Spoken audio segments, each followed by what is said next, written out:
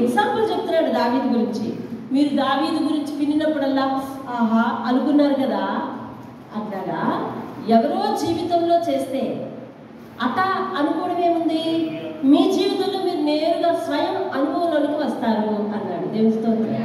అదనమాట దావీదుని చూపిన శాశ్వత కృప అంటే అదో స్పెషల్ ప్యాకేజ్ కాదు. అంటే దావీదుకి ఎట్లయితే దావీదు గురించి మీరు విన్నప్పుడు అబ్బా అంత బాగా చేశాడా దేవుడు అని మీరు అనుకున్నారో, అటువంటి కృప మీకు కూడా చూపిస్తాను అని దేవుడు సెలవిచ్చాడు. దేవుని స్తోత్రం కలుగుతుంది. హల్లెలూయా. రైట్. అలా విందామిక దేవుడు మనకు నిన్న పాఠానికి రీక్యాప్ చేస్తున్నట్టుగా అలా అనుదినము కూడా దేవుని మందిరానికి రావటం అండి, ఆయన బలిపీఠం దగ్గర మోకరించటం, వెళ్ళటం అనేది జీవిత అలవాటుగా నేర్చుకోండి. అదేంటండి మరి ఇప్పుడు ఆడవాళ్ళు రావాలంటే, వృద్ధులు రావాలంటే వాళ్ళకి అయ్యే పనా, బాబు మేము రోజు బలిపీఠం దగ్గరికి వెళ్తాం తీసుకెళ్ళు అని ఎవరైనా వాళ్ళ పిల్లలు బతిమాలితే రోజు ఎందుకు నీకు ఈ వయసులో కూడా కూర్చో అంటారు, అవునా? కాబట్టి అవకాశం ఉన్నప్పుడు, ఓపిక ఉన్నప్పుడే చేసేయాలి భక్తి. దేవునికి స్తోత్రం కాదు. ఎప్పుడు చేయాలి? అవకాశం ఉన్నప్పుడు, ఓపిక ఉన్నప్పుడే చేయాలి, ఓపిక ఉన్నప్పుడే సమర్పించుకోవాలి, ఓపిక ఉన్నప్పుడే చేయాలి. అర్థమైందండి? కాబట్టి అటువంటి ఎక్సర్సైజ్లోకి మనం వెళ్ళాలి. దేవునికి స్తోత్రం కలిగింది. కాబట్టి నిన్న కాల సమయంలో దేవుడు మాట్లాడింది ఏమిటి అంటే 61వ అధ్యాయము ద్వారా దేవుడు చేయగలిగిన పనులు. దేవునికి స్తోత్రం. దేవుడు ఏ పనులు చేయగలడు, యేసుక్రీస్తు గురించిన ప్రవచనం 61 అధ్యాయము 1 నుంచి మరి 3 వచనాల వరకు ఉన్నప్పటికీ ఉన్నది. అలాగే అందులో ఆయన నన్ను పంపెను అని రాసి ఉన్నది. ఆయన నన్ను పంపెను అనగా ఆదియందు ఆత్మ శరీరధారి అయి వచ్చిన ఈ ఆత్మను పంపింది అని అక్కడ మెన్షన్ చేస్తున్నాడు.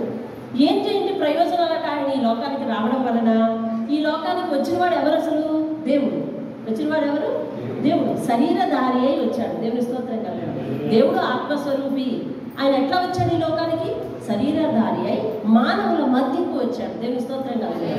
ఆయన రాక వలన అనగా దేవుని రాక వలన ప్రజల మనుషుల జీవితాలలో ఏంటి ప్రయోజనం జరుగుతుంది అని అంటే, ఇదిగో 61వ వచనంలో 3వ లైన్ నుంచి చెప్తా ఉన్నాడు.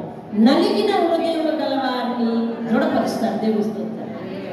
మన హృదయము ఈతి బాధల చేత లేదా మరికొన్ని బాధల చేత మనము నలిగిపోతే గనక దేవుడు మన ప్రతి బాధ యొక్క కారణాన్ని నివృత్తి చేసి దృఢపరుస్తాడు. దేవుని స్తోత్రం.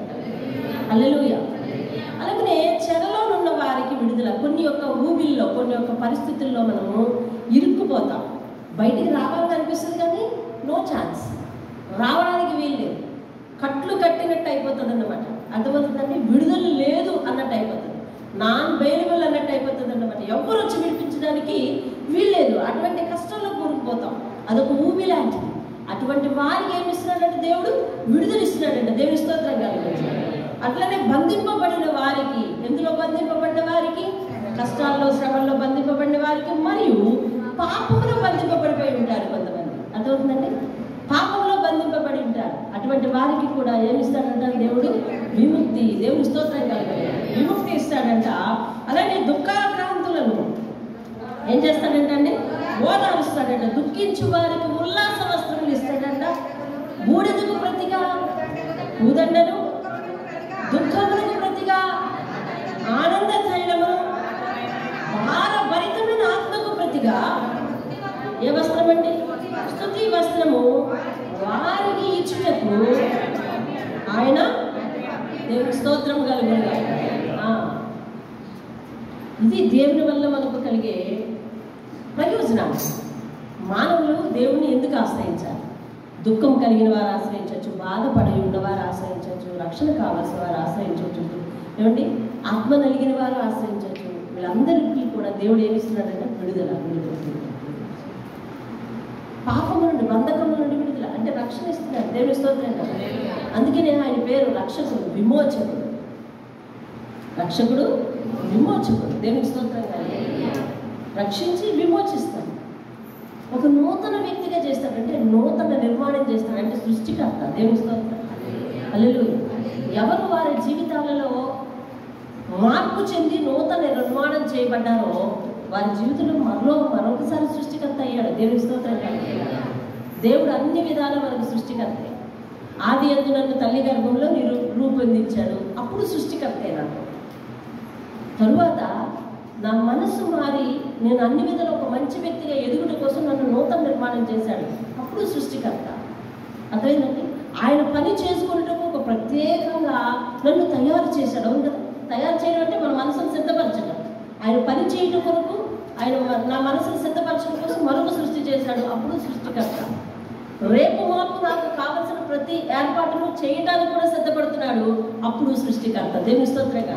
అంటే దేవుడు మన విషయంలో ప్రతిరోజు, ప్రతి నిమిషం, ప్రతి పూట కూడా సృష్టికర్తే. దేవుని స్తోత్రంగా.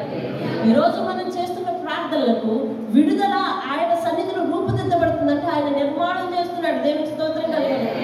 ఈరోజు మనం బంధకాలలో ఉండి ప్రార్థిస్తున్నామో, బలహీనతల్లో ఉండి ప్రార్థిస్తున్నామో, ఎక్కడ ఉండి ప్రార్థిస్తున్నా కానీ విడుదల ఈవేళ రాకపోవచ్చు, రేపు రాకపోవచ్చు, కానీ భవిష్యత్తులో వచ్చే తీరుతుంది. కారణం ఏంటో తెలుసా? నీవు ప్రార్థిస్తున్నప్పుడే దేవుడు వాటికి పునాది వేసి నిర్మాణం చేస్తున్నాడు. దేవుని స్తోత్రం కలుగును. ఆయన నిర్మాణం పూర్తయిన రోజు నీ ఎదుటికి ఆ కార్యం వచ్చి విడుదలై తీరుతుంది. దేవుని స్తోత్రం కలుగును. హల్లెలూయా. దేవుని స్తోత్రం. ఆయన ఏమైనా చేయగలడు. ఆయన దేవుడు, ఆయన నిర్మాణకుడు. మన విషయంలో మనకు కావలసిన నిర్మిస్తున్నాడు, ఇంకా మనకు కావలసిన సృష్టించబోతూ ఉన్నాడు, ఇంకా మనం ఇప్పుడు సృష్టించాడు, ఇంకా అన్ని విషయాల్లో మనకు ఆయన సృష్టికర్త, నిర్మాణకుడు, విమోచకుడు, రక్షకుడు. దేవుని స్తోత్రం కలుగును. హల్లెలూయా. ఏమని వర్ణిస్తాం? ఆయన చేస్తున్న ప్రతి క్రియను బట్టి ఆయనకు ఒక పేరు పెట్టవచ్చు. అంతే కదా? ఆయన చేస్తున్న ప్రతి క్రియను బట్టి పేరు పెట్టవచ్చు. శిక్షకు అర్హులం, కానీ ఏం చేశాడు? కనికరించాడు. కాబట్టి కనికర సంపన్నుడు ఆయన. జాలి చూపిస్తున్నాడు. దీని మొత్తంలో మనం కొద్దిసేపు మర్చిపోయి మన పనుల్లో నిమగ్నం అయిపోయాం, కానీ ఆయన కంటికి రెప్పవలే కాచి కాపాడుతాడు. ఆయన నిమిషం మాత్రం మర్చిపోతే మనం ఏమవుతామంట? చాలా ఇబ్బందులు పాలవుతాం. కానీ ఆయన మర్చిపోకుండా కాచి కాపాడుతున్నాడు. కాబట్టి ఆయన మనకి కాపరి. ఏం పేర్లు పెడతావు? ఆయన నీ పట్ల చూపించే ప్రతి బాధ్యతను బట్టి ఒక్కొక్క పేరు పెట్టవచ్చు ఆయనకు. అర్థమవుతుందా? నువ్వు నేను ఒక పేరుతో పరిమితం అయిపోయావు. అర్థమవుతుందండి? నువ్వు నేను ఒక పేరుతో పరిమితం అయిపోయావు, కానీ ఆయన మాత్రం ప్రభువైన యేసుక్రీస్తు మాత్రం ఆయన మనుషుల పట్ల, ఆయన నమ్మిన వారి పట్ల, ఆయనను ఆశ్రయించిన వారి పట్ల ఆయన చూపించే ప్రతి బాధ్యతను బట్టి ఆయనకు ఒక పేరు పెట్టవచ్చు. దేవుని స్తోత్రం. అంత గొప్ప దేవుడు, మనము ఆశ్రయించిన దేవుడు. దేవుని స్తోత్రం. రైట్. కాబట్టి నేడు మన అనుదిన పాటల్లోకి వెళ్ళేందుకు దేవుడు చెప్తా ఉన్నాడు, అట్టి దేవుడు మనకు ఈ లోకానికి వచ్చి మనకు ఎట్లాంటి బహుమానము ఇచ్చాడంటే చూడండి, 8వ వచనం. మీరు యెహోవాకు యాజకులు అనబడతారు, వారు మా దేవుని పరిచారకులని మనుష్యులు మిమ్మల్ని గురించి చెప్తారు. జనముల ఐశ్వర్యము మీరు అనుభవిస్తారు, వారి ప్రభావమును పొంది అతిశయింతురు. మీ అవమానములకు ప్రతిగా రెట్టింపు ఘనత పొందుతారు. నిందకు ప్రతిగా తాము పొందిన భాగమును అనుభవించి సంతోషించుదు. దేవుని స్తోత్రం కలుగునయ్యా. ఎవరట వాళ్ళు?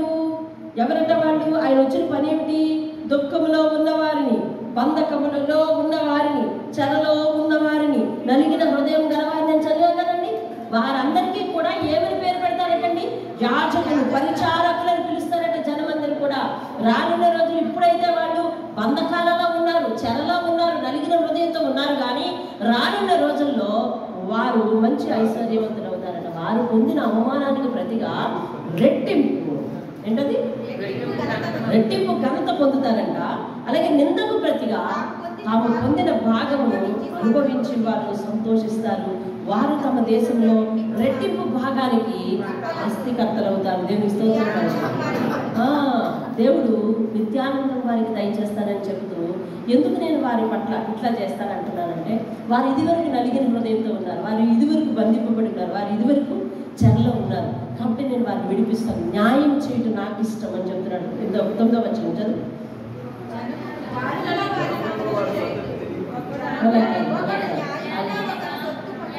8వ వచనం అండి. ఎలాగనగా న్యాయము చేయడం యెహోవాకు నాకు ఇష్టం. దేవుని స్తోత్రం. దాని కింద 3వ లైన్ చదవండి. సత్యమును బట్టి వారి క్రియాఫలము, ఏమండి? సత్యమును బట్టి వారి క్రియాఫలమును వారు అనుభవించారు. దేవుని స్తోత్రం కాదు. కాబట్టి దేవుడు ఇటువంటి మరి అనేకమైన బహుమానాలతో దేవుడు మనల్ని నింపబోతూ ఉన్నాడు. 62వ అధ్యాయానికి వెళదాం. ఇవాళ 36వ సందేశాన్ని మనం వినబోతున్నాం. మహోన్నతుడ, మహాగరుడ, సర్వశక్తివంతుడ, ఈరోజు ఈ దినవాక్య భాగంతో నాతో మాట్లాడి మహిమ పొందండి దేవా. నీకు స్తోత్రం. ఈరోజు మీరు మాట్లాడే మాట మేము విని అయా తరించి వాటిని హృదయం ఉంచుకుని బలపడాలి. మీరే మమ్మల్ని బాగు చేయ దేవుడు. మేమున్న స్థితిలో మేము అలాగే కొనసాగిపోతే రానున్న రోజుల్లో మేము బాగుపడబోతున్నామో పాడైపోబోతున్నామో మీరు చూడగలుగుతున్నారు. కనుక నేడే మమ్మల్ని హెచ్చరిస్తున్నప్పుడు మేము వాటిని విని పెడచెవిన పెట్టక హృదయమందు ముద్రించుకొని అనుసరించే వారి జాబితాలో ఉండటానికి సహాయం అనుగ్రహించమని యేసయ్య అతి శ్రేష్టమైన నామమున అడిగి వేడుకుంటున్నాను తండ్రి. ఆమేన్. దేవునికి స్తోత్రం కలుగును గాక.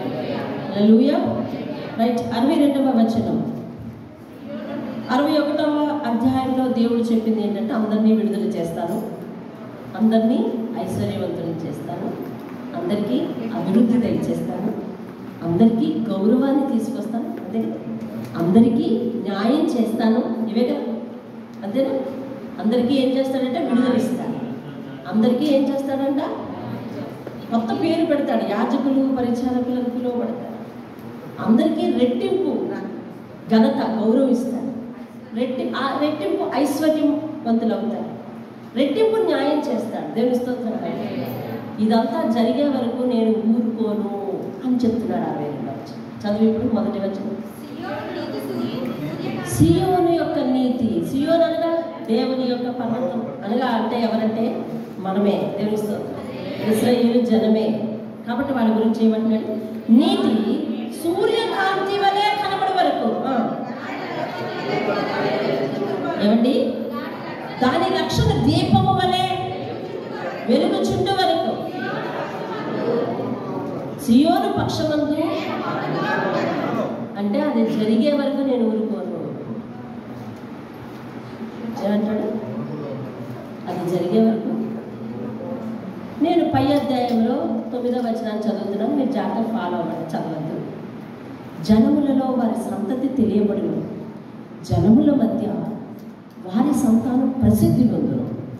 వారు యెహోవా ఆశీర్వదించిన జనమని వారిని చూచిన వారందరూ ఒప్పుకుంటారు.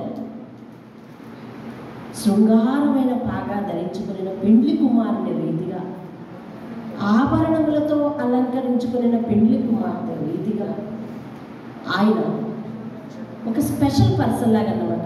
ఆయన రక్షణ వస్త్రములను నాకు ధరింపచేస్తున్నాడు. నీతి అను పైబట్టను, నీతి అను పైబట్టను నాకు ధరింప చేసి ఉన్నాడు. దేవుని స్తోత్రం.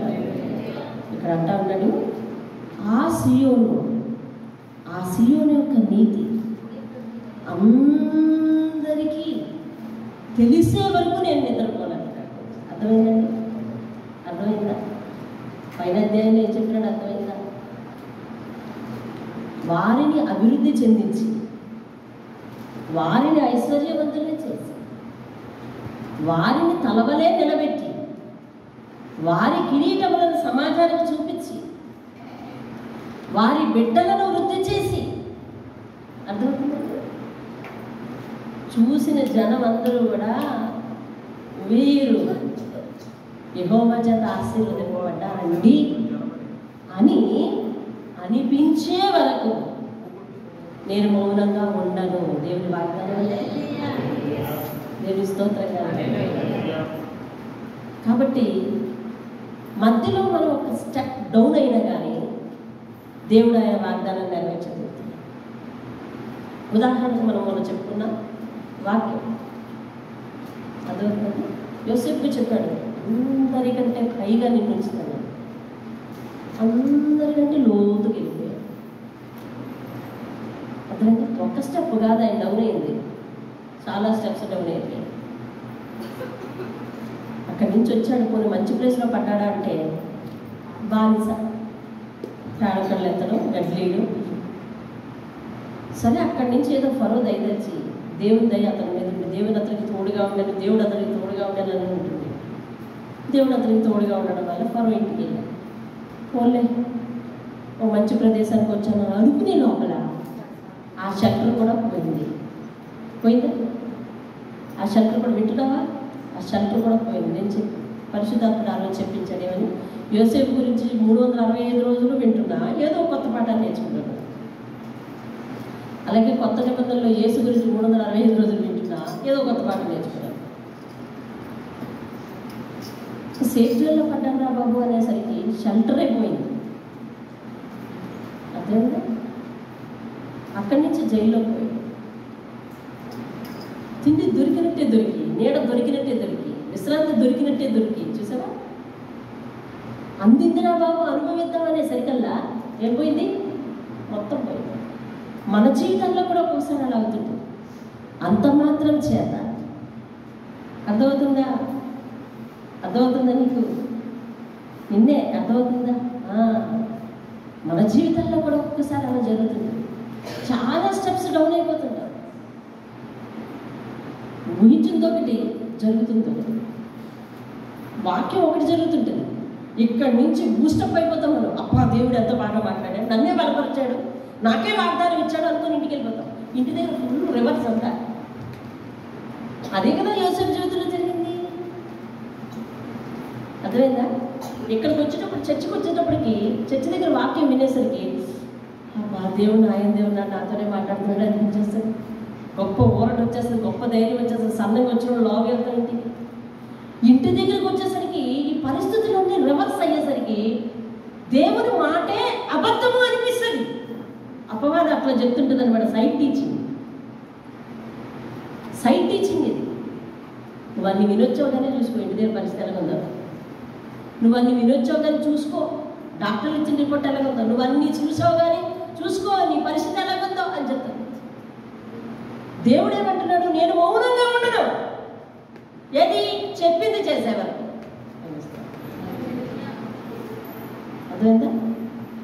దేవుడు మాట ఇచ్చి నెరవేర్చే వరకు కూడా ఆయన మౌనంగా ఉన్నాడంట. నమ్ముతావా? నమ్మితే దేవుడు స్తోత్రం గట్టిగా చెప్పు. ఆయన మాట ఇచ్చి ఏదండి నాకు ఈ కష్టం మొదలైందే కానీ అసలు నాకు ప్రత్యేకంగా ఆయన వచ్చి ఒక వాక్యము చెప్పలేదు, ఒక మాట చెప్పలేదు, ఒక దర్శనము ఇవ్వలేదు. ఏమంటారు? పూర్తిగా దేవుడు నన్ను వదిలిపెట్టారంటారా అని నువ్వు అనవచ్చు. లేదు, మందిరంలో దేవుడు మాట్లాడించే ప్రతి మాట నీకే. అర్థమైందా? ప్రత్యేకంగా నా దగ్గరికి రావాలని ఒండి పట్టుకొని కూర్చోవద్దు. అర్థమవుతుందా? మందిరంలో వచ్చే ప్రతి వాగ్దానం నీకే, ప్రతి ఆదరణ నీకే, ప్రతి హెచ్చరిక నీకే, ప్రతి గద్దింపు నీకే, ప్రతి ప్రేమపూర్వకమైన నిబంధన నీకే. అర్థమైందండి? కాబట్టి ఎవరికో ఆపాదించేసి నువ్వు లేదు ఈరోజు నాకు అసలు దేవుడు దర్శనం రావాలని కూర్చున్నాను, వాళ్ళు ఏమడుగుతున్నారంటే దర్శనం కావాలని మొండిపుట్టి పట్టద్దు. అర్థమైందండి? సౌలు మీద దేవునికి కోపం వచ్చిందంట, అతనికి వాక్యం కూడా అందలేదంట. అవునా? మరి మనకు వాక్యం అందుతున్నప్పుడు దేవుడు మనతో మాట్లాడుతున్నట్టు కదా? అవును. చూసావా? వాగ్దానాలు అయితే ఇన్ని ఉన్నాయి. దేవుడు ఏమంటున్నాడంటే నువ్వు నమ్ము పూర్తిగా. ఎందుకంటే చివరి అధ్యాయాలకు వస్తున్నాడు దేవుడు. అవునా? దేవునికి స్తోత్రం కలగాలి. చదరిపోయిన అనగా ఆత్మీయ జీవితంలో చదరిపోయిన 12 గోత్రాల జనము, ఇశ్రాయేలు జనాంగం అంతా. సొలొమోను పాపము తర్వాత విడిపోయిన రాజ్యాలు చేసిన పాపం, దిగజారిన ఆత్మీయత 1వ అధ్యాయం దగ్గర నుంచి చూపించుకుంటా హెచ్చరించుకుంటా ఎదరు ఏ బహుమానం ఉందో, ఎలాంటి తీర్పు పొందబోతున్నారో చెప్తా వచ్చి ఇక ఆదరణగా ప్రేమగా మాట్లాడటం మొదలుపెట్టాడు. అనేకమైన వాగ్దానాలు చేశాడు, స్టిల్ ఇప్పటికీ కూడా చేస్తున్నాడు, నిన్న కూడా చేశాడు. అవును కదా? ఇప్పుడు ఏమంటున్నాడంటే నమ్ము పూర్తిగా. ఆ వాగ్దానాలు నెరవేరే వరకు నేను మౌనంగా ఉండను. హల్లెలూయా, హల్లెలూయా. అర్థమైందండి? నేను అందుకే పరిశుద్ధాత్ముడు చెప్తున్నా, ప్రతి విషయాన్ని జాగ్రత్తగా పట్టుకో అంటాను. నువ్వు అది పట్టుకోవడం కానీ జార విడిచేవనుకో నిన్నెవరు బలపరచలేరు.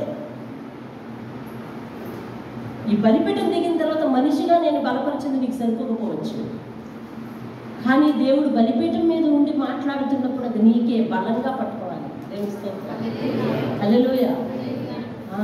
బలంగా పట్టుకోవాలి, ప్రతి వ్యక్తి పట్టుకోవాలి. నువ్వేమనుకుంటున్నావో నీ గురించి కానీ నిన్ను ఆశీర్వదించే వరకు నేను మౌనం ఉండను అది దేవుడు చెప్పాడు. ఏం అంచనా వేస్తున్నావో నీ గురించి నువ్వు కానీ నేను ఆశీర్వదించే వరకు నిన్ను విడిచిపెట్టుకోడు. నిన్ను విడవను ఎడబాయనని ఆయనే చెప్పాను కదా అంటాడు హెబ్రీయులకు రాజు. ఇప్పుడు మాట చూడండి, సియోను యొక్క నీతి సూర్యకాంతి వలె కనపడు వరకు, దాని రక్షణ దీపం వలె వెలుగుచుండు వరకు, సియోను పక్షమందు నేను మౌనముగా, యెరూషలేము పక్షమందు నేను ఊరకుండను. దేవుని స్తోత్రం కలుగునుగా, హల్లెలూయా. చూడండి ఏమంటున్నాడు, 2వ వచనం చూడండి ఏమంటున్నాడు, చదివేయండి గబగబా. చెప్పండి. కనుగొనును, అవును, యెహోవా నియమింపబోవు. 60వ అధ్యాయం 14 చదవండి.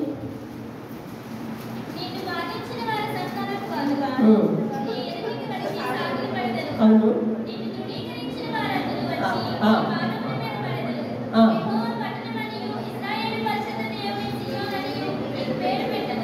ఏం పేరు అది? కొత్త పేరే కదా. ఏం పేరు ఇది? కొత్త పేరు కదా. ఎవరెవరు వస్తారు అంటున్నాడు నీ దగ్గరికి? నిన్ను బాధించిన వారు. ఎక్కడేమంటున్నారు? జనములందరూ వస్తారు, గొప్పవారందరూ కూడా నేను నిన్ను ఆశీర్వదించానని చూస్తారు. నేను నిన్ను ఆశీర్వదించానని చూస్తారు. 10వ వచనం ఏమంటున్నాడు? 61 10వ వచనంలో 61 కాదు 61 9వ వచనంలో 2వ 3వ లైన్ ఏమంటున్నాడు? వారు యెహోవా ఆశీర్వదించిన జనమని వారిని చూచిన వారందరూ ఎక్కడేమంటున్నాడు? 2వ వచనం, జనులు నీ నీతిని కనుగొందురు. అంటే అర్థమేంటి? తెలుసుకొందురు అనే కదా అర్థం, అవునా? తెలుసుకొందురు. రాజులందరూ అనగా గొప్పవారందరూ కూడా నీ మహిమను చూచెదరు. దేవుని స్తోత్రం కలుగుతుంది. నీ మహిమను చూచెదరు. యెహోవా నియమింపబోవు కొత్త పేరు నీకు పెట్టబడును. దేవుని స్తోత్రం కలుగుతుంది. హల్లెలూయా. దేవుడు మనల్ని దీవించిన దేవుడు కూడా దీవించే వరకు కూడా మౌనం ఉండండి. కానీ కొన్నిసార్లు అవరోధాలు వస్తూ ఉంటాయి. ఆ అవరోధాలకు మనం భయపడుకోవాలి. దేవుడిచ్చిన వాగ్దానాన్ని గురిగా పట్టుకునేలా. అర్థమవుతుందండి? యోసేపు ఎన్నిసార్లు చుట్టూ తిరిగి చూసుకున్నాడు. మొదటిసారి అంతా లోయ కనిపించింది, తర్వాత అంతా పేడకళ్ళు గడ్డే కనిపించింది, ఆ తర్వాత అంతా ఆమె పెట్టి నిందే కనిపించింది, ఆ తర్వాత అంతా జైల్లో చెప్పకూడే కనిపించింది. కానీ ఆ తర్వాత ఏం కనిపించింది? అర్థమవుతుందా? కాబట్టి దేవుడు అనుదినము చర్చకొచ్చిన ప్రతిసారి వాగ్దానం చేస్తున్నది ఏమిటి? నా జీవితంలో జరుగుతున్నది ఏమిటి? రివర్స్గా ఉందా? అయితే భయపడకు. అనుకూలంగా ఉందా? ఉప్పొంగిపోకు. రివర్స్గా ఉందా? భయపడిపోకు. అర్థమైందా? అనుకూలంగా ఉంటే దేవునికి స్తోత్రం చెప్పు, అయ్యా నీ కార్యం ఇప్పుడే మొదలు పెట్టావా. రివర్స్గా ఉందా? దీవించేవాడు నువ్వే నాయన, నీ అందే నేను నమ్మకం ఉంచుతున్నాను అనుకో. దేవుని స్తోత్రం, హల్లెలూయా. కాబట్టి మనం చుట్టూ చూస్తే మనకి నిరాశ కలగచ్చు, కానీ దేవుని వైపు చూడు. దేవుని స్తోత్రం కలగాలి. ఆయన ఇంకేమంటాడు తెలుసా? నీవు యెహోవా చేతిలో. ఎవరి చేతిలో ఉన్నావంటే? యెహోవా చేతిలో ఎలా ఉన్నంట? భూషణ కిరీటముగాను, నీ దేవుని చేతిలో రాజకీయ మొకటముగాను ముందు. దేవుని స్తోత్రం కలుగుతుంది. 48లో పిలిచాడు. ఏమని తెలుసా? పేరుకు మాత్రమే జీవిస్తున్నారు కానీ అనుసరింపని వారలారా అని పిలిచాడు. నీతి సత్యములను అనుసరింపని వారలారా రండి అని పిలిచి చెప్తా ఉన్నాడు. నువ్వు చెవి యొక్క ఆలకించాలి.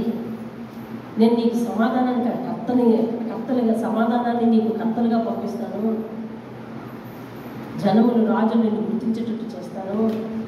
దావీదుకు చూపించిన శాశ్వత కృప నీకు చూపిస్తాను.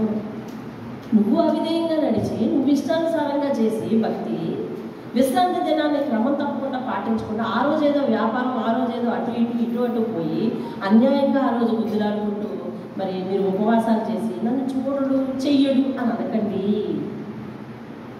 నా హస్తం కొరచ కాదు, నా చెవులు మందం కాదు. దయచేసి నా మాట విని మీరు నేను చెప్పే మాటలను పాటిస్తే నేను మిమ్మల్ని ఇట్లా దీవిస్తాను, నీ పిల్లలను దీవిస్తాను.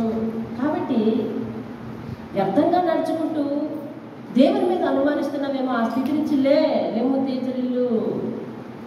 చదివారా? 60వ అధ్యాయం చదివారా? ఎలా చదవమన్నాడంటే 60వ అధ్యాయం మొదటి వచనం చదివి తర్వాత 2వ వచనం, మళ్ళీ మొదటి వచనం 4వ వచనం, అట్లా చదవాలంటే అధ్యాయం అంతా. అంటే మనం ఉన్న స్థితి నుంచి లేస్తేనే, మనం ఉన్న స్థితిని మార్చుకుంటేనే వాగ్దానము, లేకపోతే లేదు అని ప్రతిసారి చెప్తా ఉన్నాడు. దేవుని స్తోత్రం కదా. ఇప్పుడేమంటున్నాడు? అసలు నువ్వు పొందిన అవమానానికి రెట్టింపు కనిపిస్తాను, ఇదిగో నువ్వు ఇట్లా చేస్తాను అట్లా చేస్తానని చెప్పి అందరూ నీవు యెహోవా చేత ఆశీర్వదింపబడిన జనం అని అనుకునేటట్లు చేస్తాను. నీతో నేను చెప్పింది నెరవేరే వరకు నేను మౌనంగా ఉండను. నువ్వు ఎట్లా ఉంటావో తెలుసా? నా చేతిలో పోషణ కిరీటంగాను రాజ మకుటముగా ఉంటావని అంటున్నాడు. తెలుస్తాను. ఎంత గొప్ప వాగ్దానాలు చేస్తున్నాడో చూడండి. దేవుడికి అర్థమైందా? దేవుని దగ్గరికి వెళ్ళి మాట అర్థం కాక ఖాళీగా తిరగొచ్చామన్నాడు. అవునా? చెప్పండి. మీలో చాలామంది దేవుని సన్నిధికి వెళ్ళి వాక్యం అర్థం కాక ఖాళీగా తిరిగిన సందర్భాలు ఉన్నాయా? మాట్లాడలేవండి. దేవుని సన్నిధికి వెళ్ళి వాక్యం అర్థం కాక ఖాళీగా వెళ్ళిన సందర్భాలు ఉన్నాయి. కొంతకాలం ఈ దేవుడే తెలియని కాలం ఉంది మన జీవితంలో. ఉందా? ఉంది. ఇప్పుడు ఆ రెండూ కాదు, దేవుడు స్పష్టంగా మనకి అర్థమయ్యి ఆయన చేసే వాగ్దానాలన్నీ ఒకటి తేటతల్లం చేస్తున్నారు. అర్థమైందా? ఈ యెషయా గ్రంథాన్ని ఈ సంవత్సరం మనకి దేవుడు ఇవ్వటంలో ఒక ముఖ్య ఉద్దేశం ఏంటంటే, టోటల్ బైబిల్ సారాంశం అంతా కూడా ఎందులో దాచబడినది? యెషయా గ్రంథంలో దాచబడింది. ఇది ఒక చిన్న బైబిల్ పార్టీ. ఏది? యెషయా గ్రంథం. కాబట్టి ఈ గ్రంథం అంతట్లో ఏముంది? ఆ కంక్లూషన్ అంతా కూడా, అంటే ఆ యొక్క సారాంశం అంతా కూడా ఏమండి మీరు ఈ అధ్యాయాల్లో తెలుసుకుంటున్నారు. కాబట్టి దేవుని ప్రేమ ఎంత ఉంది, ఆయన ఎంత ప్రేమను నీ మీద పెంచుకున్నాడు, ఎంతగా దేవుడు మానవుని బతిమాలుతున్నాడు. అసలు దేనికోసం దేవుడు ఈ లోకానికి మానవ రూపంలో వచ్చి ఏం చేస్తున్నాడు? చెప్పిన మాట వింటే ఏంటి, చెప్పిన మాట వినకపోతే ఏంటి? ఇదేగా బైబిల్, ఇదే కదా మొత్తం బైబిల్ చెప్పింది. కాబట్టి మొత్తం ఎట్టే గ్లాన్స్ అంటే ఒకేసారి మొత్తం బైబిల్ని ఒక 40 దినాలలో 66 అధ్యాయాలలో దేవుడు మనల్ని వివరించుకోండి అని చెప్పి. దేవుని స్తోత్రం. నేను ఈ ప్రణాళికలన్నీ చూస్తే నాకు కొంచెం భయం వేస్తుంది. మొన్నేమో ప్రకటన చెప్పాడు. అవునా? ప్రకటన అంటే ఏంటి? లాస్ట్ టామ్ అంతేనా? ఆఖరి అనౌన్స్మెంట్ అది. అవునా? ఇంకంతే. తెలియదు అన్నానికి ఎవరికైనా ఉందా? ప్రకటన గురించి ధ్యానాలు మీరు ఎవరు విన్నారు? అందరూ కూడా దేవా నాకు తెలియదు అన్నానికి లేదు. ఇప్పుడేమో యెషయా గ్రంథం అంటే మొత్తం బైబిల్ ఒక చిన్న క్లుప్తంగా నీకు చెప్పేస్తున్నాడు. కాబట్టి నీవు నేను జాగ్రత్తగా సరి చేసుకోవాలి. సరి అవ్వాలి. ఇంకొక వర్తమానం, ఇంకొక విడిపింపు, ఇంకొక బతిమాలు ఉంటుందని నేను అనుకోవట్లేదు. అర్థమైందండి? మనందరికీ ఈ టైం అంతే. ఇక వినలేని వాళ్ళకి ఎవరికైనా దేవుడు దయదలిచి మరొకటి ఇస్తాడేమో నాకు తెలియదు. మన వరకు అయితే మనకు పూర్తి క్వాలిఫికేషన్ ఇస్తున్నాడు, పూర్తి అర్హత ఇస్తున్నాడు. దేవుడి స్తోత్రం కలగాలి. తెలియచేస్తున్నాడు. నువ్వు నా చేతిలో ఎట్లా ఉంటావు అని అంటే భూషణ కిరీటంగా ఉంటావు, రాజమకుటంగా ఉంటావు. 4వ వచనం చూడు.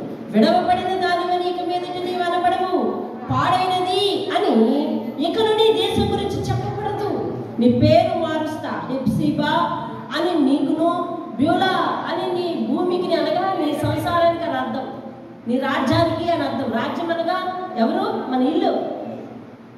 పేరు పెట్టబడి హెప్సిబా అంటే ఒకటే రాసింది కింద ఏమండి? ఇష్టురాలు. అంటే నీవు దేవుని మాట విని దేవునికి లోబడి దేవుని మాట ప్రకారం జీవిస్తే దేవుడు ఏమంటున్నాడంటే నిన్ను ఇష్టురాలుగా చేసుకుంటానంటున్నాడు. ఒకటి ఇష్టురాలు అంటే అది ఓన్లీ ఆడవాళ్ళకి సంబంధించిందని అర్థం కాదు, సంఘములకు సంబంధించింది. సంఘములో ప్రతి వ్యక్తి వ్యక్తిగతంగా తీసుకోవాల్సింది. దేవుని స్తోత్రం కలిగేది. అక్కడ ఇష్టురాలు స్త్రీలింగం మాత్రమే ఉందని నువ్వు అనుకోవాల్సిన అవసరం లేదు. ఆయన సంఘాన్ని ఉద్దేశించి అనవచ్చు, లేదా మనందరినీ వ్యక్తిగతంగా ఉద్దేశించి అంటున్నాడు, నీవు ఇష్టురాలిగా చేసుకుంటా నిన్ను. ఇంకేమంటున్నాడు తెలుసు, నీకు బ్యూలా అని నీ భూమికి పేరు పెట్టిన. బ్యూలా అంటే అర్థం ఏంటంటే పవిత్రమైనది. దేవుని స్తోత్రం కలుగుతుంది కాక నిన్ను బట్టి నీ ఇంటి వారందరూ కూడా పవిత్రపరచబడతారు. నీ పేరు మారుస్తాను. యాకోబు పేరు మార్చడం లేదా? మార్చడం లేదు, చెప్పండి. మార్చాడు. ఏమి ఇస్సాకాళ్ళు అన్యులయ్యి రక్షణ తీసుకోవటం వల్ల యాకోబు పేరు మార్చాడా?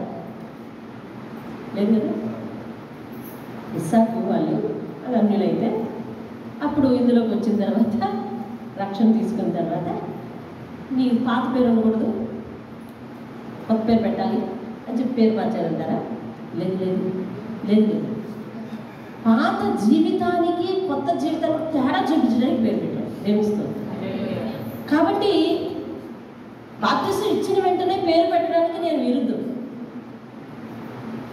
మీరు చాలా మందికి బాప్తిసం ఇచ్చాను, పేరు మార్చానా? లేదు. కారణం ఏంటో తెలుసా? ఇప్పుడు ఈ పేరు నేను పెట్టక్కర్లేదు. నీ ప్రవర్తనను చూసి, నీ మనసును చూసి దేవుడే నీకు ఒక కొత్త పేరు నిర్ణయిస్తాడు. నువ్వు ఇక్కడ లోకరాజువే, కానీ ఆయన దృష్టిలో ఏమో సతీష్ నీ పేరు మార్చలేదు, నీ పేరు సతీషే, కానీ ఆయన దృష్టిలో ఏంటో అది ఏంటి, నేనేంటి ప్రభువా అని ప్రయత్నించాలి. తెలుస్తుంది హల్లెలూయా. అది నీ పేరు మార్చేస్తాను, అర్థమైందా? నీ పేరు మార్చేసి దావీదని పేరు పెడతాను. రేపటి నుండి దావీదులాగా నువ్వు ఉండకపోతే దేవుడు బాధపడతాడు. ఎందుకో తెలుసా? అసలు దావీదనే పేరు ఆయనకి చాలా ఇష్టమైంది. అర్థమైందా? ఫర్ ఎగ్జాంపుల్ మీ అమ్మాయి పేరు జయ. జయ అంటే చాలా ఇష్టం నీకు. జయ లక్షణాలు నీకు ఇష్టం. అర్థమైందా? ఎవరు దారిపోయే అమ్మాయి పేరు జయ. ఆమె లక్షణాలు నీకు నచ్చలేదు, ఆమె పరిస్థితులు నీకు నచ్చలేదు. మా అమ్మాయి పేరు పెట్టుకుని ఎలా ప్రవర్తిస్తుందో అనవా? ఈ కామన్ థింగ్ వస్తుందా రాదా చెప్పండి అన్న? వస్తుందా? తమ్ముడు చెప్పవే. అదే ఫర్ ఎగ్జాంపుల్ ఎందుకు అమృత పేరు మా స్కూల్లో ఒక అమ్మాయికి పాపం తను కొంచెం ఫికిల్ మైండ్, కొంచెం సరిగా ఆలోచించదు, తింగరగా పనిచేస్తుంది, సరిగ్గా చదవదు.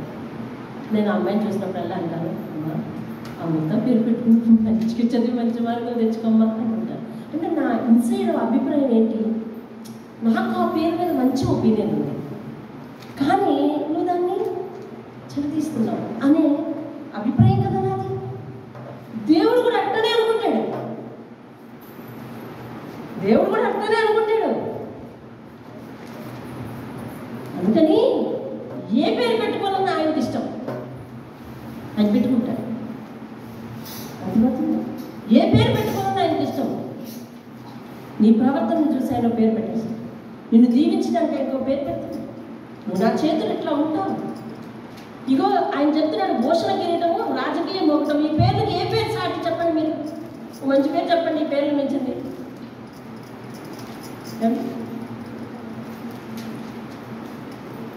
నిన్ను నా ముద్దు టుంగరంగా చేసుకున్నాను అంటాడు చోట. ఆ వాక్యం ఎక్కడుందో రేపు మీకు చూపిస్తాను. నిన్ను నా ముద్దు టుంగరంగా చేసుకుంటానంటే, ముద్ర ఉంగరంగా చేసుకుంటాను అంటే, ఇంకా అంతకంటే మంచి పేరు ఏమైనా ఉందో చెప్పండి? లేదు. అర్థమైందా? కాబట్టి నీకేం పేరు దేవుడు నిర్ణయించాడు. ప్రకటన గ్రంథము అది ఏ సంఘం చూడండి, 2వ సంఘం అనుకుంటా. ప్రకటన గ్రంథానికి ఒకసారి రండి. స్ఫుర్ణ పెర్గము అనే సంఘమునికి 17వ వచనం చూడండి. సంఘములతో ఆత్మ చెప్పుచున్న మాట చెవిగలవాడు వినుగాక. వచ్చారా ప్రకటన గ్రంథం? అంటే ప్రకటన గ్రంథం అంటే ఇంక బైబిల్లో చివర 229 రావాలి. 2వ అధ్యాయం 17వ వచనానికి, సంఘములతో ఆత్మ చెప్పుచున్న మాట చెవిగలవాడు వినుగాక, జయించు వారికి మరుగై ఉన్న మన్నాను మరియు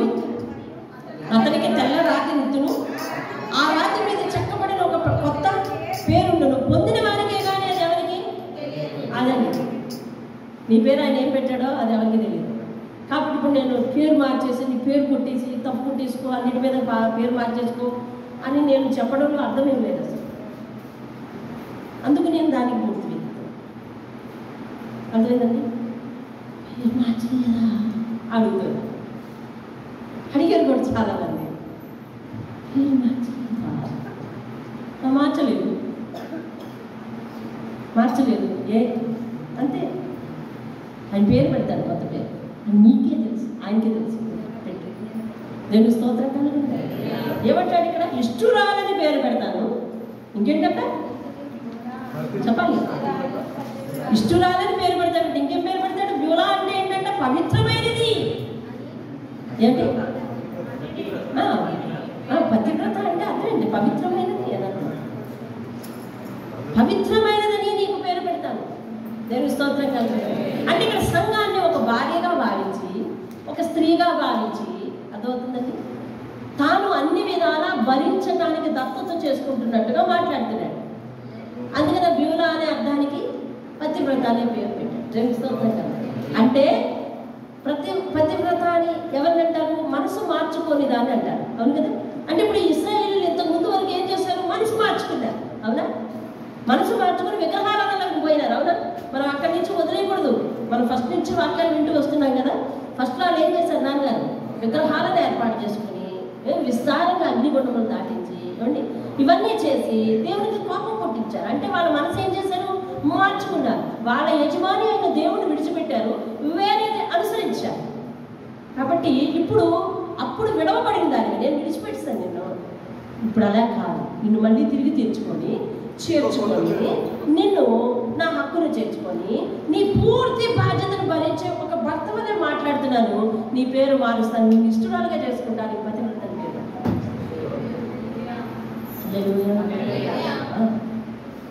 ఈ లోకం ఎవరికి పేరు పెడుతుందా పేరు? కానీ దేవుడు ఎవరికి పేరు పెడతానన్నాడు? పాపాన్ని వాడే రా నీకు మంచి పేరు పెడతా. అదే మనమైతే ఏమంటాం? అబ్బాయి అంత ముందండి తెగ తిరిగేసేవాడండి, అబ్బాయి అంత ముందండి తెగ తిరిగేదండి అంటాం. అసలు నేను ప్రస్తుతం గురించి మాట్లాడమంటే ముందు గురించి ఎవరు మాట్లాడమంటున్నాను? ఆ సాక్ష్యం అతను చెప్పుకుంటాడు, నీకెందుకు కదా. ముందు తప్పునే ఎంచుతాము, తర్వాత ఇప్పుడు ప్రస్తుతం మాట్లాడతాం. కానీ దేవుడు ఏమంటున్నాడంటే అసలు నేను దాన్ని జ్ఞాపకమే చేసుకున్నాను. నీ అతిక్రమణలన్నీ నేనే నా చిత్తానుసారంగా నా ఊపి వెనుకకు విసిరి వేస్తాను అన్నాడా? అన్నాడా? ఏ దేవుడు అన్నాడు చూడండి, నేనే నా చిత్తానుసారముగా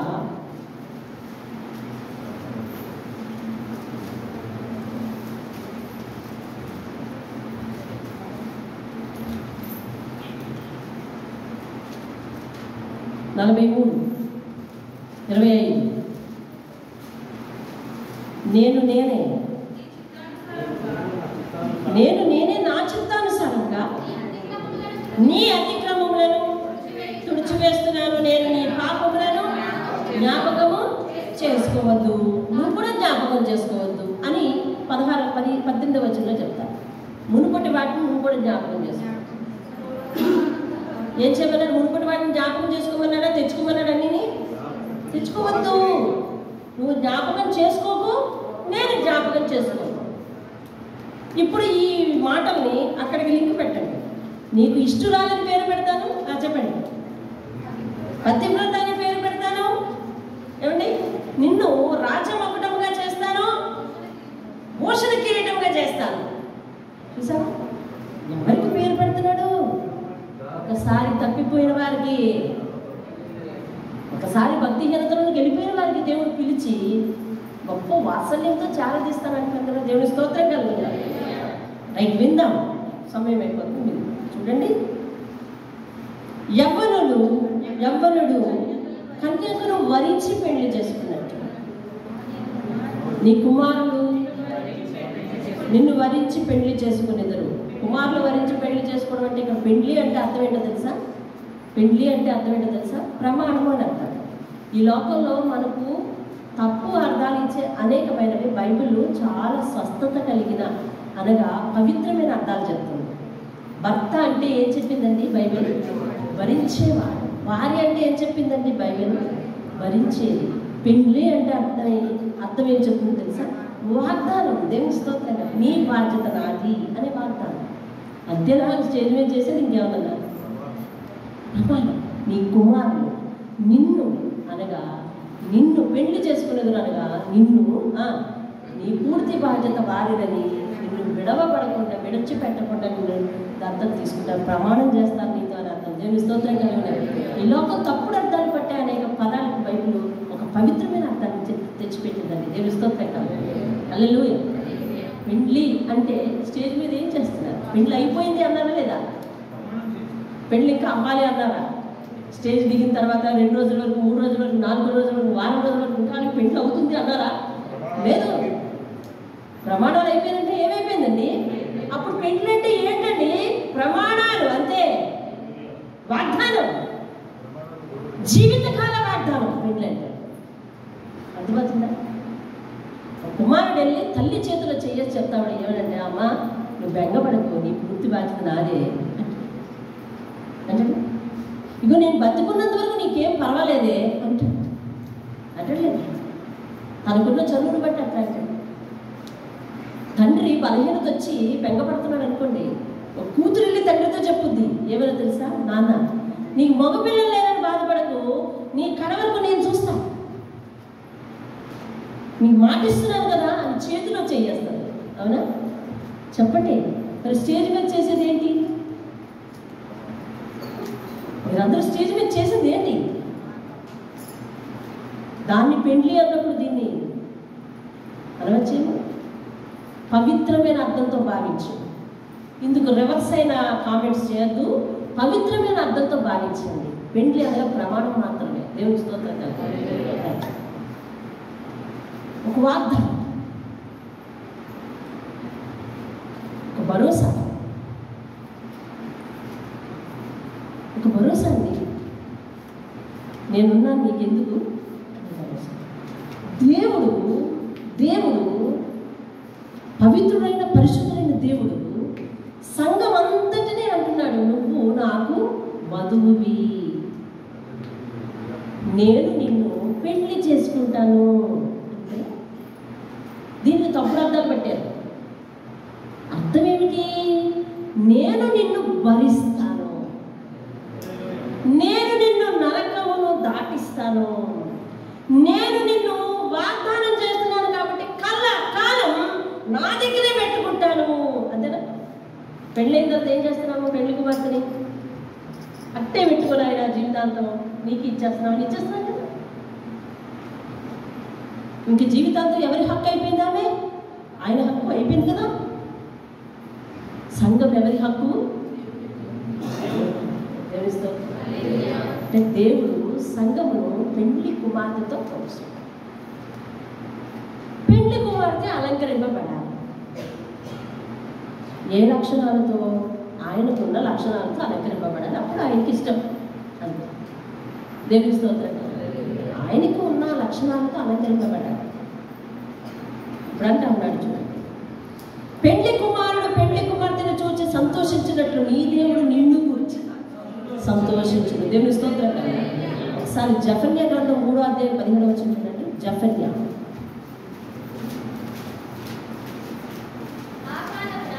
పేజ్ నెంబర్ చెప్పమ్మా. 773. జఫన్యా 3:17. ఆ కాలమున నీ మధ్య ఉన్నాడు. పేజ్ నెంబర్ 774 తీసి 3:17 చూడండి.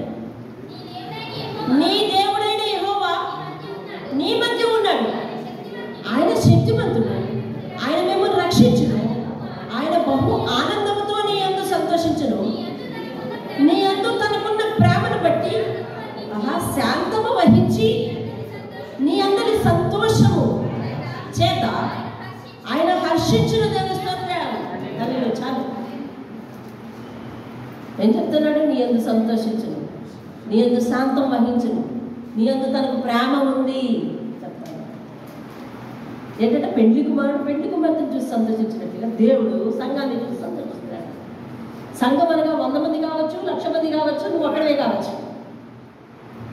వ్యక్తిగతంగా సంఘానికి ఇచ్చిన ప్రతి మాటను వ్యక్తిగతంగా అందరూ ఏమనుకోవాలి? నాకు అనుకోవాలి. ఏమనుకోవాలి? నాకు. అయితే ఇప్పుడు ఈ వచనాన్ని బట్టి నిన్ను ఒక పెండ్లి కుమార్తెగా దేవుడు చూసి సంతోషిస్తున్నాడంటే దేవుడి స్తోత్రం. హల్లెలూయా. ఎప్పుడు? ఆయన లక్షణాలతో, ఆయన సద్గుణాలతో నువ్వు అలంకరింపబడినప్పుడు, ఆయన ఆజ్ఞల చేత నువ్వు అలంకరింపబడినప్పుడు.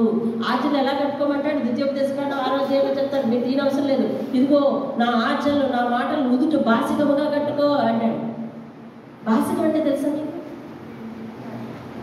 బాసికం అంటే ఎంతమంది తెలిసి చెప్పండి? చేయతండి. బాసికం అంటే తెలుసా? మీకు కట్టారా? కడతారు, ఖచ్చితంగా కడతారు.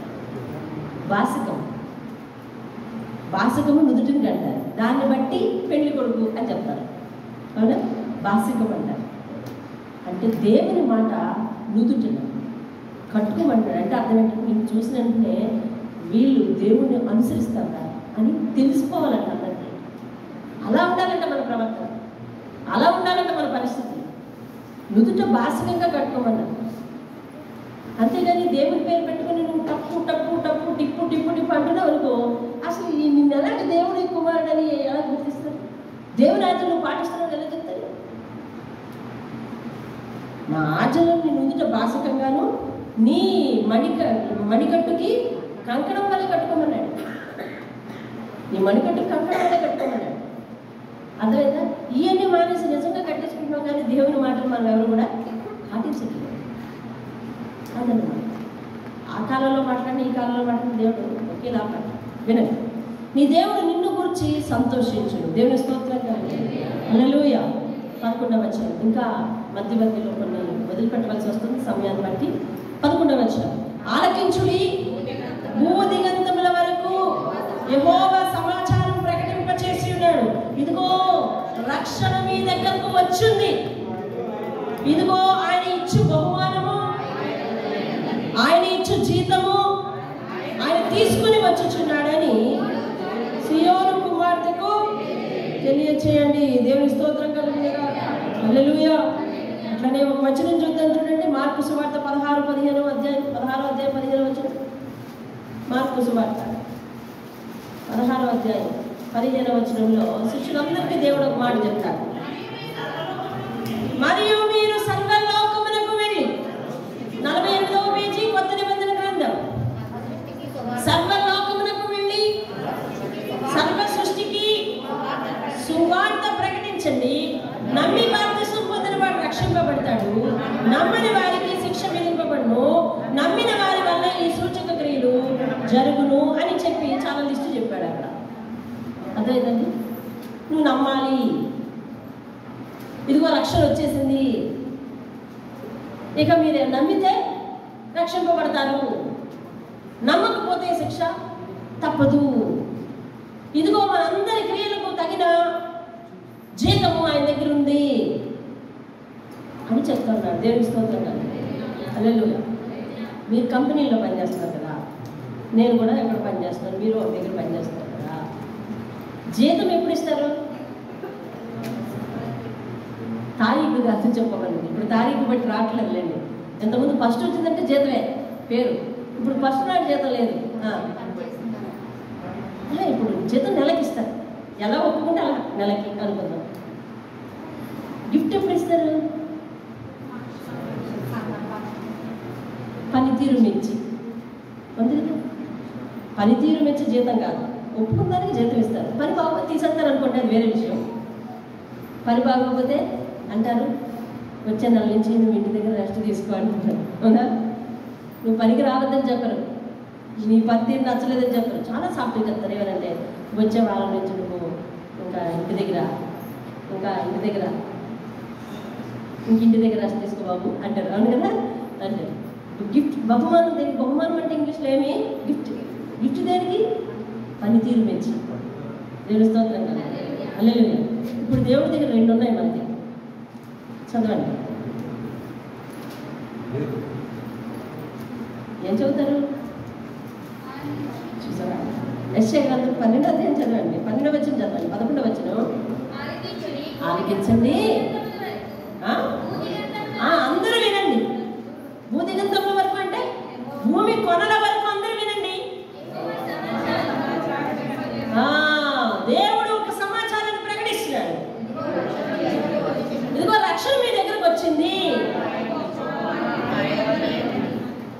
రక్షణ వచ్చింది చెప్పనా?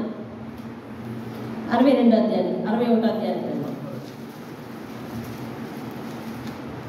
3వ వచనము 6వ లైన్లో ఏముంది? వారికి ఇచ్చుటకు ఆయన నన్ను, అంటే యేసు ఈ లోకానికి రావడం జరిగిపోయింది. ఆయన మనందరికీ విడుదల, విమోచన అన్నీ కలుగజేస్తాడు. మీరు పొందిన అవమానానికి, నిందకు రెట్టింపు బహుమానాలు ఇస్తాడు. మిమ్మల్ని దీవిస్తాడు. మిమ్మల్ని అందరూ చూసి యెహోవా చేత ఆశీర్వదింపబడిన జనమని మీకు పేరు పెడతారు. మిమ్మల్ని దీవించి ఆశీర్వదించే వరకు కూడా దేవుడు ఊరుకోడు. అవునా? ఊరుకోడు. మిమ్మల్ని యెహోవా ఏ కిరీటంగా, భూషణ కిరీటం కాదు, రాజకీయ మొత్తంగా చేస్తాడు. ఇలాంటి పరిస్థితులన్నీ కూడా రాజుల, అధికారులు కూడా నువ్వు ఆయన చేత దీవించబడ్డామని చూస్తారు. నీ వెలుగుకు వస్తారు వాళ్ళు. ఏమి ఇవన్నీ చెప్పి నీకు పేరు మారుస్తాను, ఇష్టురాలు అని పేరు మారుస్తాను. కాబట్టి ఇలాంటి రక్షణ ఇచ్చే గొప్ప దేవుడు భూలోకానికి వచ్చేసాడు. రక్షణ వచ్చింది. దేవుని స్తోత్రం కలుగుగాక. ఈ లోకానికి రక్షణ రెడీగా ఉంది. ఎవరు ఇప్పటికిప్పుడే క్రీస్తుని అంగీకరిస్తారో వారికి ఏమొస్తుంది? రక్షణ వస్తుంది. దేవుని స్తోత్రం కలుగుగాక. కాబట్టి నమ్మిన వారికేమో రక్షణ అని చెప్పండి, నమ్మకపోతే శిక్ష తప్పదని చెప్పండి. ఇంతకంటే విడుదల ఇచ్చే దేవుడు మరొకడు లేడని చెప్పండి. సువార్త ప్రకటించండి. భూదిగంతులందరికీ కూడా సువార్త ప్రకటించండి. ఇదిగో మన కొరకు జీతం ఆయన దగ్గర ఉంది, మనకిచ్చు బహుమానం ఆయన దగ్గర ఉంది. అనగా భూమి మీద జీవించినంత కాలము నీవు చూపించే విశ్వాసాన్ని బట్టి, నీవు చూపించే ప్రవర్తనను బట్టి దేవుడు నీకు ఇచ్చేది బహుమానం. దేవుని స్తోత్రం. నీ జీవిత దినములు అయిపోయిన తర్వాత నీకు ఇవ్వబోయే పరలోక భాగ్యం అనేది జీతం. అర్థమైందా? పరలోక భాగ్యం అనేది ఏమిటండి? మనకి జీతం. ప్రకటన గ్రంథం 22వ అధ్యాయం 12వ వచనం చదువు. ఇదిగో త్వరగా వస్తున్నాను, వాని వాని క్రియ చొప్పున ప్రతి వానికి ఇచ్చుటకు. ఏముందండి అక్కడ? ఏముంది అక్కడ? జీతం ఉంది. చివరిలో చెప్పాడు. ఇంకా అది తీర్పు కదా. తీర్పు నాటికి అందరి జీతాలు పోగేస్తున్నాడట ఆయన. కాబట్టి ఇప్పుడు నీవేదైతే ఆశీర్వదింపబడుతున్నావో, నువ్వేదైతే దీవించబడుతున్నావో, నువ్వేదైతే మార్చబడుతున్నావో, ఏదైతే ఆనందం వస్తుందో, ఏదైతే అభివృద్ధి ఉందో, ఇదంతా ఏంటంటే బహుమానం. ఏంటది? బహుమానం. మనందరికీ ఏంటంట? బహుమానం. జీతం ఎక్కడుంది? ఆయన దగ్గర. వారి వారి క్రియలు చెప్పున ప్రతి వారికి ఇచ్చుటకు జీతము నా దగ్గర ఉంది, పట్టుకొస్తున్నాను. అర్థమైందా? కాబట్టి భూమి మీద మనం ఏం పొందుకున్నది? బహుమానమేనండి. జీతం అసలు ఉందండి. అసలు జీతం ఉందా మనకి? ఇంకా ఏమన్నా చెప్పాలి చివరోళ్ళు? జీతం పొందుకోవాలా లేదా? మనందరం జీతం పొందుకోవాలా లేదా? మనందరం ఆయన లోకం వెళ్ళాలా లేదా? ఆయన దగ్గర ఉండాలా లేదా? దేవుని స్తోత్రం కలుగును గాక. హుషారుగా ఎత్తండి. ఆయన దగ్గర ఉండాలి మనందరం. అది జీతం. దేవుని స్తోత్రం కలుగును. ఈవేళ మీ జీవితంలో ఎన్ని ఆశీర్వాదాలు పొందారో అవన్నీ మీ పనితీరును బట్టి, మీ విశ్వాసాన్ని బట్టి గిఫ్ట్లు, బహుమానాలు. అవన్నీ బహుమానాలు. ఇలా ఉంటే జీతం ఎలాగుందో ఆలోచించు. బహుమానాలు ఎలా ఉంటే జీతం ఎలా ఉందో ఆలోచించమ్మా. బహుమానాలు ఎలా ఉంటే జీతం ఎలా ఉంది ఆలోచించండి. బహుమానాలతోనే ఆనందిస్తున్నావే, బహుమానాలతోనే ఉప్పొంగిపోతున్నావే, బహుమానాలతోనే అబ్బో ఎంత మందితో సంతోషాన్ని పంచుకుంటున్నావే. అందరికీ చూపిస్తాను నిన్ను పైకి పెట్టి, నిన్ను ఆశీర్వదించిన జనం అని అందరూ చెప్పుకుంటారు. అంటే అందరు ఎదురుగుండా తలెత్తుకొని ఆనందిస్తున్నవే, అవన్నీ బహుమానాలేనంట. జీతం ఎలా ఉందో ఇంకా. దేవునికి స్తోత్రం. హల్లెలూయా. కాబట్టి దేవుడు పరిశుద్ధాత్మగా ఒక మాట హెచ్చరిస్తున్నాడు. ఈ చిన్న చిన్న బహుమానాలను పట్టుకొని, అర్థమైందా? ఈ చిన్న చిన్న బహుమానాలు పట్టుకొని, ఏ చిన్న చిన్న బహుమానాలు చెప్పండి? రెస్పాండ్ అవ్వాలి, టైం అయిపోతుంది. ఇప్పుడు మనం అందుకునేవి ఏంటంటే అన్నీ ఏంటంటే దేవుడు ఆశీర్వదించి ఇచ్చినవన్నీ కూడా బహుమానాలే. ఈ చిన్న చిన్న బహుమానాలను పట్టుకొని ఇంతే దేవుడు నన్ను పూర్తిగా ఆశీర్వదించేశాడని చప్పబడిపోయి భక్తి జీవితంలో చతికిల పడిపోయి భక్తి హీనతలో గెలిపేమనుకోండి, జీతం పోతుంది. జీతం పోతుంది. జీతం ఒకటి ఉంది మనకి, దేవునికి స్తోత్రం కదా. జీతం అసలైందా, గిఫ్ట్ అసలైందా? చెప్పాలి వస్తాను. జీతమే అసలైంది, అవునా? జీతం అసలైందా, గిఫ్ట్ అసలైందా? ప్రకాష్, జీతం అసలైంది. ఈ చిన్న చిన్న ఆశీర్వాదాలను చూసి అమ్మ దేవుడు తిరుగులేదు, నన్ను ఆయన చేతిలో పెట్టేసుకున్నాడు, ఇంకా నన్ను కిందకి దింపడంటే దింపడం అని అనుకుని నువ్వు మళ్ళీ రాంగ్ ట్రాక్లోకి వెళ్ళావు అనుకోండి, జీతం ఉండిపోద్ది ఆయన దగ్గర, జీతం మారిపోద్ది. అర్థమవుతుందండి? ఈయన జీతం వల్ల ఏంటో తెలుసా? కొన్ని కాంపిటేటివ్ ఎగ్జామ్స్కి స్కోరింగ్ ఎలా ఇస్తారు చెప్తా? మీ అందరు కాంపిటేటివ్ ఎగ్జామ్స్ రాస్తారు కదా, పరీక్షలు రాస్తున్నారు, పోటీ పరీక్షలు రాస్తున్నారు కదా. కొన్ని దాంట్లో తప్పులు ఎన్నైతే అన్ని తప్పులు, ఒప్పులు ఎన్నైతే అన్ని ఒప్పులు. 100 మార్కులకి 50 మార్కులు, 50 బిట్లు రైట్, 50 బిట్లు తప్పు. ఎన్ని మార్కులు వస్తాయి అతనికి? 50 వస్తాయి.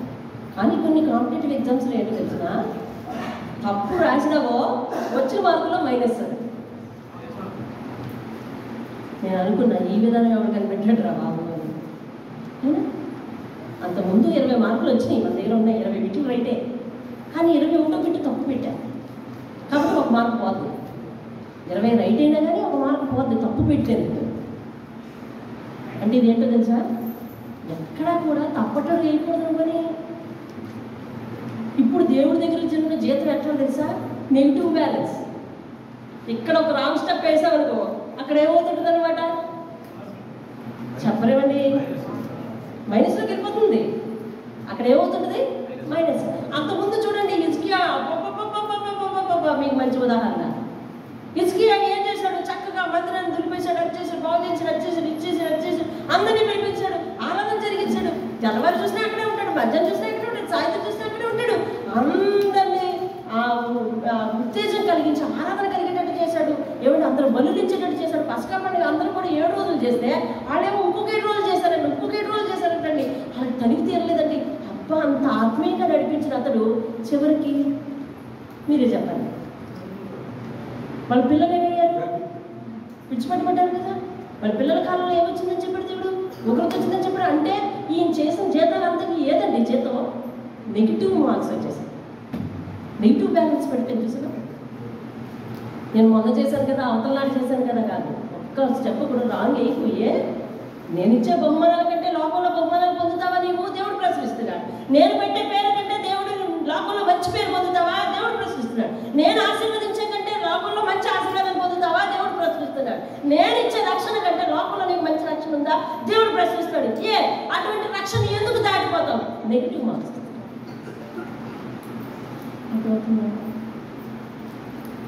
వస్తున్నాం కదా ఒక ట్రాక్లో, అదే ట్రాక్లో వెళ్ళిపోదాం, అంతేనా? ఒక్కసారి ఆశీర్వదించాడు కదా అని చెప్పి ఇంకేముంది, దేవుడు ఆశీర్వదించేశాడండి. కరువు వచ్చే అవకాశం ఏముంది అసలు? నా జీవితంలో సాక్ష్యం ఇది. ఉద్యోగం ఇచ్చాడు, ఏమైంది? ఆశీర్వదించాడు లేదా? గవర్నమెంట్ ఉద్యోగం అంటే ఎవరైనా తీసేయడానికి బాగుంటుందా? ఆఖరికి సీఎం తీయాలన్నా కూడా కోర్టును ఆశ్రయించి కారణం అడిగి తీయాలి. గవర్నమెంట్ ఉద్యోగంలో అంత పటిష్టమైంది. ఈవేళ నేను 10 మంది కంప్లైంట్ పెట్టాను అనుకోండి, కోర్టుకి వెళ్ళాక ఆలోచించి తీయాలి. అర్థమవుతుందంటే సరైన కారణాలు చూసి. కానీ అంత గవర్నమెంట్ ఉద్యోగం వస్తుంది, ఆకలి వేస్తుంది ఎప్పుడైనా? ఆకలికి కరువు ఉంటుందా ఎప్పుడైనా? అది ఆహారానికి కొదువు ఉంటుంది ఎప్పుడైనా? ఉండదు. ఆ తర్వాత బుల్లి టీవీ కొనుక్కున్నామని నేను చెప్పాను కదా, చెప్పాను. ఇంకక్కడి నుంచి మన భక్తి విధానం ఏమైంది? మారిపోయింది. ఇప్పుడు ఏమవుతుంది అంటే, ఎలాంటి పనిష్మెంట్ వచ్చింది అంటే, వండుకుంటున్నాము కానీ కుండలోనే ఉంటుంది కానీ కంచంలోకి రాదు. Negative marks. ఇచ్చిన బహుమానానికే పడిపోతున్నా, ఇచ్చిన బహుమానానికి పడిపోతుంది. జీతం సంగతి ఏంటి? జీతం సంగతి ఏంటి? నేను నీ గురించి ఉద్దేశించిన ఉద్దేశం సంగతి ఏంటి? నా ప్లాన్ ఖరాబ్ చేస్తున్నావు కదా నువ్వు అంటాడా లేదా దేవుడు? చెప్పు, అవునా కదా చెప్పండి. ఆయన భవిష్యత్తులో ఆయన సేవ చేయించుకోవాలన్నది ఆయన ఉద్దేశం. నేనేమో మొదటి ఆశీర్వాదం కంటే తప్పన పడిపోయి ఏదో తెచ్చుకుని ఇంకా దాని మీద కూర్చోంటే నువ్వు నా ప్లాన్ ఖరాబ్ చేస్తున్నావు. దేవుడు కోపం రాదా? నేను నిన్ను ఎంతగానో ఆశీర్వదించాలని నేను చూస్తా ఉంటే నువ్వు లైన్ మారుతున్నావు, కోపం రాదా? అందరూ సరిచేసి ఆయన ట్రాక్లోకి తెచ్చుకుంటే, కాబట్టి ట్రాక్ దాటకుండా ఉండటమే మంచిది. అనుభవం మీద చెప్తున్నాను, దేవుని స్తోత్రం కాదు. హల్లెలూయా. ట్రాక్ దాటకుండా ఉంటేనే మంచిది. అందుకనే ఆశీర్వదిస్తే మాత్రం చాలా జాగ్రత్తగా ఉండండి. ఆశీర్వాదం ప్రమాదం అని నేను చెప్తున్నాను, ఎందుకంటే ఆశీర్వాదం వల్ల వచ్చే ప్రమాదం నేను అనుభవించాను కాబట్టి. నీగా మర్చిపోయింది ఆశీర్వాదం ప్రమాదం అని చెప్తున్నామని మీరు ఎవరైనా అనుకోవచ్చు. ఆశీర్వాదం ప్రమాదం నువ్వు సరిగా ఉండకపోతే, సరిగా ఉపయోగించకపోతే. అర్థమైందండి? అతి ఖరీదైన మందులు మన దగ్గర ఉన్నాయి. సరైన రీతిలో ఉపయోగించకపోతే ఏమవుతాయి? విషమై కూర్చుంటాయి. ఏమవుతాయి? విషమై కూర్చుంటాయి. అతి ఖరీదైన మందులు అని చెప్పి, విలువైన మందులు అని చెప్పి వాడే రీతిలో వాడాలి, వాడే రీతిలో వాడాలి. తీరు తప్పేవరకు అవే నీకు విషమై కూర్చుంటాయి, ప్రాణాంతమై కూర్చుంటాయి. అదే అంటాను నేను. ఆశీర్వాదం విలువైందే, ఆశీర్వాదం చాలా మంచిదే, ఆశీర్వాదం మనం బాగు చేయడానికి వచ్చిందే. కానీ దాని విషయంలో సరిగ్గా ప్రవర్తించకపోతే చాలా ప్రమాదకరమైనది. అనుభవించిన మీద చెప్తున్నా, అనుభవించాను. ఆయన ఉద్దేశాలు నెరవేరకుండా నువ్వు అడ్డొస్తుంటే, ఆయన జీతాన్ని అందుకోకుండా పడిపోతూ ఉంటే ఎక్కడికి పడతావు? -2 ఇందాక 20 మార్కులు వచ్చాయని చెప్పాను కదా. -1 40 బిట్లు టిక్ పెట్టేసరికి అకౌంట్ ఎంతకు వచ్చిందండి చెప్పండి, చెప్పాలా? నేను అకౌంట్ ఎంతకు వచ్చింది? 0 వచ్చింది. 40 బిట్లు టిక్ పెట్టేసాను అనుకున్నాడు, 0. చూసావా? చాలా జాగ్రత్తగా నువ్వు రాంగ్ ట్రాక్లోకి వెళ్ళకుండా ఉంటే మంచిది. ఎందుకంటే నేను ఇచ్చే రక్షణ కంటే నీకు అధికమైన రక్షణ ఎక్కడ దొరకదు. ఆయన తప్ప నరకము నుంచి తప్పించే దేవుడు మరొకడు లేడు. ఆయన తప్ప యుగయుగములు సజీవంగా ఉండి మనల్ని కాచి కాపాడే దేవుడు మరొకడు లేడు. ఆయన తప్ప మృతులను సజీవులుగా చేసి ఆయన సన్నిధిలో పెట్టుకునే దేవుడు మరొకడు లేడు. దేవుడు స్తోత్రం. ఆయనే సత్యము, ఆయనే నిత్యము, ఆయన నిత్య జీవించేవాడు. మోకరించండి, ప్రార్థించండి. ఆయన చెప్తున్నాడు ఏమని అంటే, ఇదిగో ఆయన ఇచ్చి బహుమానం చెప్తాను. ఆయన మూడు, ఆయన ఇచ్చి బహుమానం ఎవరి దగ్గర ఉందంటండి? ఆయన దగ్గరే ఉందండి. ఆయన ఇచ్చి జీతం ఎక్కడ ఉందంట చెప్పాలి? ఆయన దగ్గరే ఉందంట. ఇంకొక మాట చదివేసి నేను ముగిస్తున్నాను. ఆయన ఇచ్చి జీతం ఆయన తీసుకుని వచ్చుచున్నాడని సియోను కుమార్తెకు తెలియజేయండి అంటే అర్థం ఏంటండి? తెలియజేయండి అంటే అర్థం ఏంటి? ప్రకటించండి అని అర్థం. దేవుని స్తోత్రం కదా. అంటే సువార్త చేయండి అని అర్థం. తెలియచెప్పండి, సువార్త చేయండి అని అర్థం. దేవుని స్తోత్రం కలుగునుగా. 12వ వచనం, పరిశుద్ధ ప్రజలనియు యెహోవా విమోచించిన వారనియు వారికి పేరు పెట్టబడును. దేవుని స్తోత్రం కలుగునుగా. యెరూషలేమా ఆశింపదగిన దానివనియు విసర్జింపబడని పట్టణమనియు నీకు పేరు కలుగును. హల్లెలూయా. విడిచిపెట్టడం కాదు. ఎందుకని? దేవుడు మనకు అండగా ఉన్నాడు. దేవుని స్తోత్రం కాదు. విసర్జింపబడని జనం, దేవుని ఎన్నికలో ఉన్న జనం అని నీకు పేరు వస్తుందండి. చూసారా? పేరు గురించి ఎన్ని చోట్ల మెన్షన్ చేస్తున్నాడో చూడండి. ఖచ్చితంగా మనందరికీ మన విశ్వాసాన్ని బట్టి మరొక పేరు ఉంది. ఏం పేరు అది? నమ్మకమైన దానివైన పేరా? విశ్వాసఘాతకుడమని పేరా? విశ్వాసఘాతకురాలని పేరా? లేకపోతే నమ్మకమైన సత్యసాక్షిని పేరా? ఏం పేరు? మనందరికీ ఏం పేరు ఉంది? అది మనం గమనించుకోవాలండి. దేవుని స్తోత్రం. మనకిచ్చే చిన్న చిన్న ఆశీర్వాదాలన్నీ బహుమానాలు మాత్రమే. జీతం ఆయన దగ్గర ఉంది.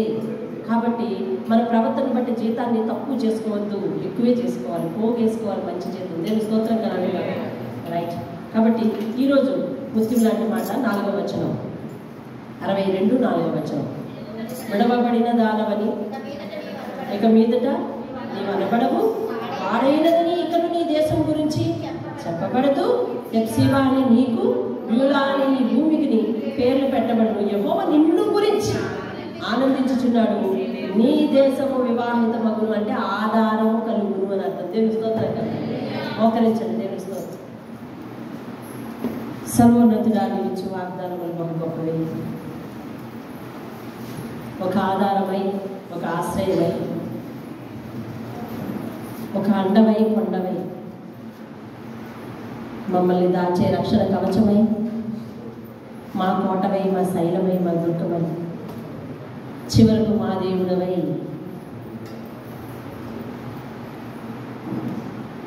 అన్ని విధముల మా బాధ్యతను వహించే భర్తవై, మా మార్పును చూసి, మా రక్షణను చూసి ఆనందించే వధువువై, మా ప్రవర్తనను చూసి మాకు బహుమానం ఇచ్చు తండ్రివై, మా జీవిత కాలం చివర మా క్రియలకు తగిన జీతం ఇచ్చి యుగ యుగములు నీ దగ్గర నివసింప చేసుకునే దేవుడవై,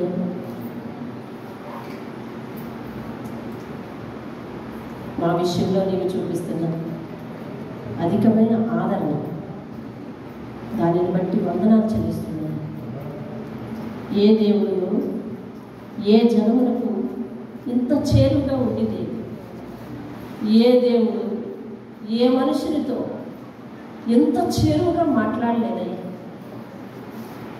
నీవు మాట్లాడినట్టుగా మనుష్యుడు కుమారునితో మాట్లాడు రీతిగా నీవు మాతో మాట్లాడి ప్రతి విషయాన్ని నచ్చ చెప్తున్నావు.